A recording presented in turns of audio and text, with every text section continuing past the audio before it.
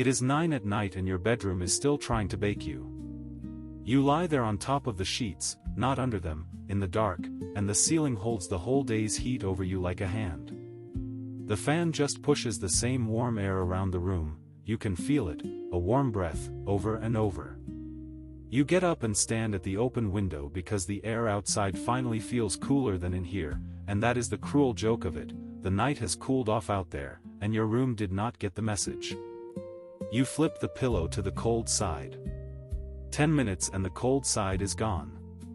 Somewhere the AC kicks on again, and you already know what that number will look like on the July bill. Now come lie down in my room. Same summer, same sun crossing the same sky. A plain room, plaster walls, a plank floor, one window on the shady side and a small one up under the eave. No unit in the wall. No fan on the dresser. And by the time the lantern goes out, this room sits a good 15 degrees under the afternoon heat, cool enough that my wife pulls a quilt up some nights in August. I did not run a machine to get it there.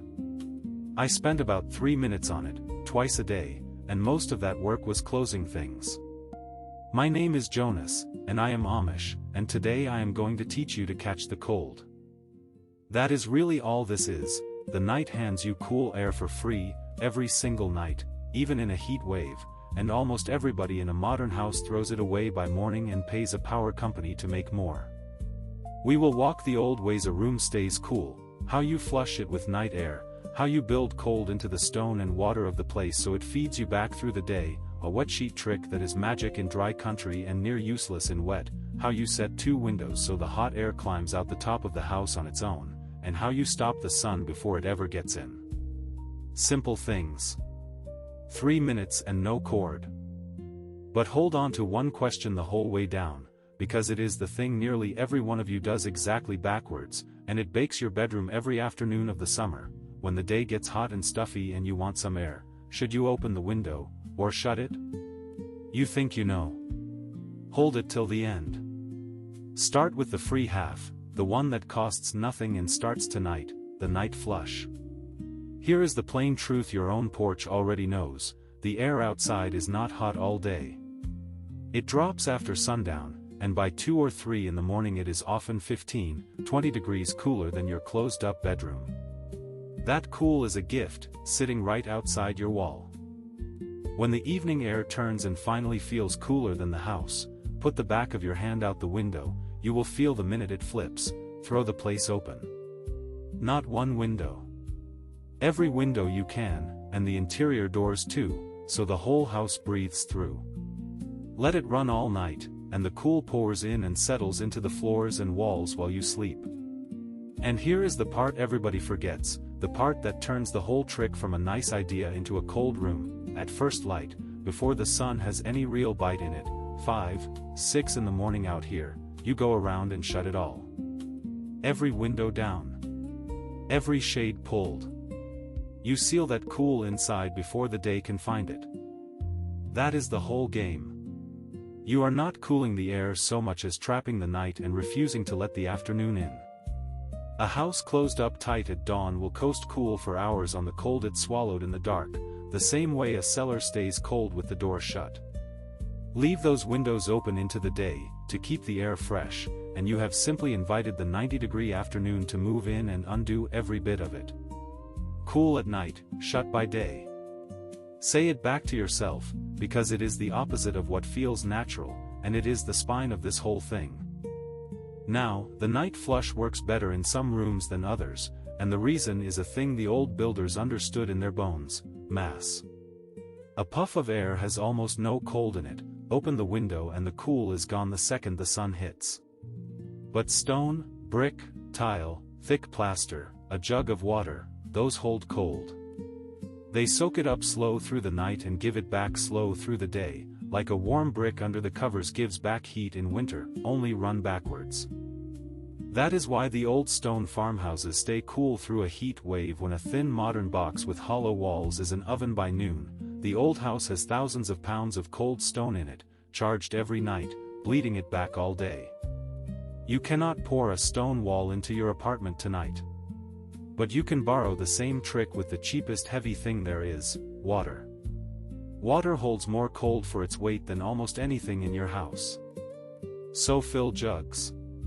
Old milk jugs, glass jars, a couple of buckets with lids, fill them and set them out in the night air while the house is flushing, on the porch or right in front of the open window.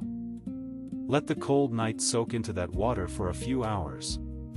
Then at dawn, when you seal the house, carry that cold water inside and set it in the bedroom, low, in the corners, one under the bed. All day that water sits there well below the afternoon and quietly drinks the heat out of your room, a slow, silent block of last night's cool, working while you are at your chores. My grandmother kept a stone crock of water in the coolest corner of every summer bedroom, and it was not only for drinking, it was ballast against the heat. Set a basin or a crock of cool water by your bed tonight and you will feel the difference an arm's length away. Let me give you the wet sheet trick here, but I will be honest with you about it the way the old folks were, because half the tricks you see online skip the part where they don't always work. Take a sheet or a towel, wet it good with cold water, wring it so it is damp and not dripping, and hang it in front of an open window where a breeze comes through. As the air pushes through that wet cloth, the water turns to vapor, and turning water to vapor pulls a startling amount of heat out of the air, the same reason you shiver stepping out of a bath. The air off the far side of that sheet is real, noticeably cooler. Now here is the honest caveat, and you write it down: this works like a miracle in dry heat, out in the high dry country where the air is thirsty, and it does almost nothing in wet, muggy air, because muggy air is already full of water and will not take any more. If your summer is sticky, the wet sheet will just sit there and make the room damp. If your summer is dry and dusty, it is close to free air conditioning. Know which one you are before you count on it. Let me set it down a second. None of this is a machine, and none of it is a trick, really, it is just working with the night instead of against it. Now let me show you how to make the air move on its own, because a still hot room is a trap, and the old houses were built to breathe without a fan. Hot air rises. You know this, you feel it on the stairs, the upstairs is always the oven. The old builders did not fight that, they used it. Open a low window on the cool, shady side of the house, and open a high window, or the top of the stairwell, or an upstairs window on the far side, and you have made a chimney.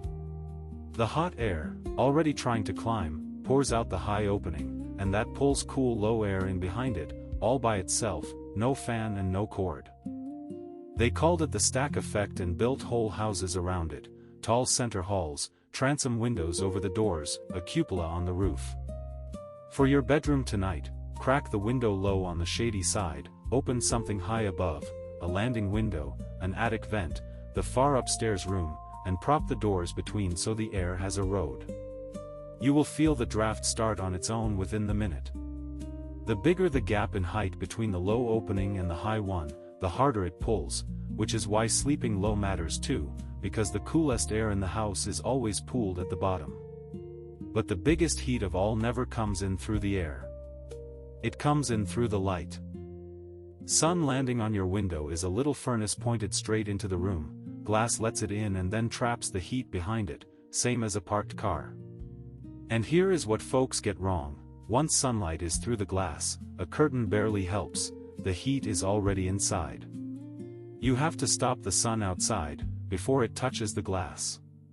That is why every old house had shutters, real ones, that close, and why the porches were built deep on the sun side, and the trees planted where they were.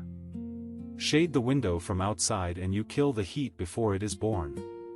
So tomorrow, on whichever side your summer sun comes hard, usually the west, hang something outside the glass.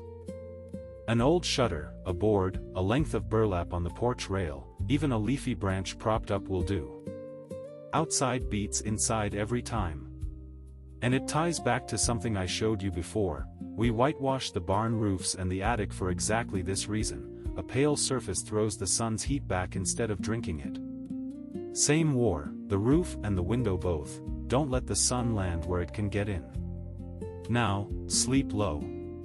It is the simplest one and it costs you nothing but a little pride about your nice bedroom upstairs. All that hot air climbing out the high window, it climbs because up is where heat goes, and that means the top floor is the hottest room in the house, the ground floor the coolest, the cellar cooler still. On the worst nights, the old families did not tough it out in the upstairs bedrooms. They carried a mattress down to the front room, or out onto the porch, or the boys slept at the hayloft's lower edge where the night air ran. They slept low, where the cool had settled. You can do the same on a brutal night. A pad on the ground floor, near that basin of cool water, in the path of your cross breeze, is a different world from the bedroom under the roof. There is no shame in following the cold down, it always goes to the floor, so go where it is. So walk it back with me. You caught the night air and slammed the door on it at dawn. You charged jugs of water in the dark and stood them in your room to bleed cold all day. You hung a wet sheet if your air is dry enough to earn it. You cracked a low window and a high one and let the house pull its own draft like a chimney. You stopped the sun outside the glass. And on the hard nights, you followed the cool down to the low floor. Not one of those cost $1 of power. Every one is just the old habit of letting the night do the work and refusing to give it back. Which brings us, finally, to your question, the one thing nearly every one of you does exactly backwards. It is the middle of a hot afternoon. The room feels stuffy and close and you think, I need some air in here, and you walk over and throw the window wide open. Feels right, doesn't it? And what you have just done is open the door and personally invite the 90-degree afternoon into the one cool room you had left. The hot air pours in, the morning cool you trapped rushes out, and the room, which was coasting along tolerable, bakes. You made it worse, and felt virtuous doing it. That is the mistake. Opening the windows in the heat of the day, to get some air, is the surest way to heat your bedroom, and half the country does it every afternoon. The fix is the whole trick turned right way round. Open at night when the air is cool, seal it by day when the air is hot. When the room feels stuffy at 2 in the afternoon, the answer is not to open the window, it is to make sure it is shut, the shade down, and wait for the night. It is the same as the night flush, the same rule as airing the cellar cold in the humidity video. The old folks always let the night carry the load and shut the door on the day. Cool goes in after dark. It does not come in at noon, no matter how much you want it to. Tonight, do the free half. When the evening air turns and feels cooler than your house, throw it all open, every window, every door, and let the night flush the place while you sleep. Then set an alarm for first light and shut it all tight, windows down, shades pulled, before the sun gets its teeth in. 3 minutes of work, and it costs nothing. This weekend, fill a few jugs and charge them in the night air, and hang a shade outside your sunniest window. Then come tell me in the comments, which side does your hardest summer sun come from, east, west, which room bakes worst, and I will tell you exactly where to hang the shade and set the water. I read every one. Tell me too what your own grandmother did on the hot nights, because I collect them. And before long the wind will turn the other way, and this same room we fought all summer to keep cool becomes the one we fight to keep warm, and the old ways for that are just as good and just as cheap, and I will walk you through the winter of it when the season comes. Until then, catch the cool, shut the door on the heat, and let the night do the work. The old ways still work.